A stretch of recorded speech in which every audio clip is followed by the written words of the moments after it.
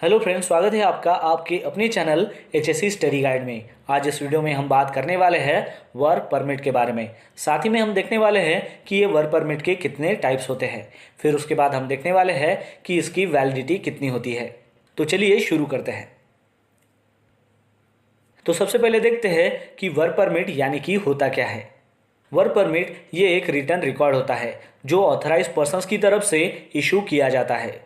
ये एक ऐसी परमिशन होती है कि इसमें एरिया को डिफाइन किया जाता है और उस एरिया में जो स्पेसिफिक आपको टास्क करना है उस टास्क को आपको एक स्पेसिफाइड टाइम में पूरा करने की ये एक परमिशन होती है।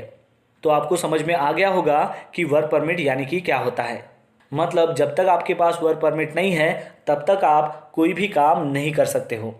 और ये जो वर्क परमिट है ये आपको ऑथराइज पर्सन्स की तरफ से ही इशू होता है। और ये किस लिए इशू किया जाता है? ताकि आपको जिस एरिया में आपको काम करना है उसकी ये एक परमिशन होती है। चलिए अब जानते हैं कि वर्क परमिट के कितने टाइप्स होते हैं। वर्क परमिट जो है उसको 3 टाइप्स में कैटेगराइज किया गया है और वो डिपेंड होता है कि उसमें नेचर ऑफ हजार्ड्स क्या है। तो सबसे पहला है हॉट वर्क परमिट, दूसरा है कोल्ड वर्क परमिट और तीसरा है हाई रिस्क परमिट। तो हॉट वर्क जो परमिट होता है उसका कलर होता है रेड और कोल्ड वर्क जो परमिट होता है उसका कलर होता है ब्लू और हाई रिस्क जो परमिट होता है उसका कलर होता है ऑरेंज।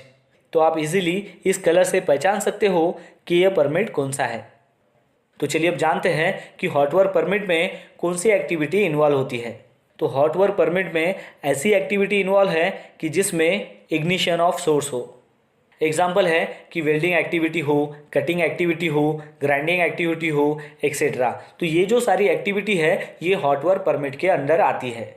मतलब आपको कोई भी वेल्डिंग का काम करना हो तो उसके लिए आपको हॉट वर्क परमिट लेना बहुत ही ज़रूरी है, उसके बगैर आप काम नहीं कर सकते।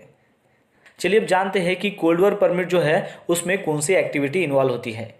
कोल्ड वर्क यानी कि ऐसी एक्टिविटी कि जिसमें इग्निशन सोर्स ना हो। एग्जाम्पल के तौर पर स्कैफोल्डिंग हो, एक्सकैवेशन हो, पेंटिंग हो, एक्सेट्रा। तो चलिए अब जानते हैं कि हाई रिस्क परमिट में कौन सी एक्टिविटी इन्वॉल्व होती है। तो उसमें होता है heavy lifting, critical lifting, working on lie overhead lines, etcetera. तो ये जो सारी एक्टिविटी है ये हाई रिस्क परमिट के अंदर आती है। चलिए अब जानते हैं कि वर्क परमिट की वैलिडिटी कितने दिनों की होती है। तो सबसे पहले जानते हैं हॉट वर्क परमिट के बारे में। हॉट वर्क जो परमिट होता है वो वैलिड होता है 24 आवर्स के लिए, लेकिन उसमें भी कंडीशन है कि इस 24 घंटे में उस एक्टिविटी में कोई भी चेंजेस नहीं होने चाहिए। अगर उसमें कोई भी चेंजेस होते